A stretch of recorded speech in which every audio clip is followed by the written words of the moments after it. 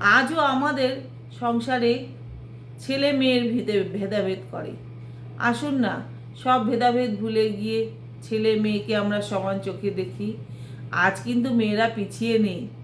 আমাদের দেশের মুখ্যমন্ত্রী মেয়ে, বলুন না, তিনি একা মুখ্যমন্ত্রী হয়ে দেশটাকে কত সুন্দর চালাচ্ছে।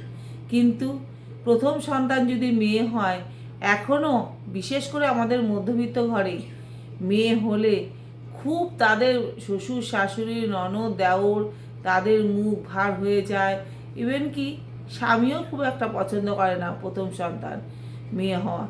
কিন্তু এটা কিন্তু কারোর হাতে নেই, এটা একান্ত ভগবানের দয়া। কিন্তু দোষ হয়ে যায় মায়ের, যে প্রথম সন্তান মেয়ে হয়েছে। কিন্তু এখন ছেলে মেয়ের ভেদাভেদ না করে ছেলে মেয়ে উভয় সমান কাজ করতে পারে, কাঁধে কাঁধ মিলিয়ে। আসুন আমরা একটু একটু অন্যরকমভাবে ভেবে সমাজটাকে একটু অন্যরকম করে তৈরি করলেই কিন্তু সমাজটা খুব সুন্দর হয়।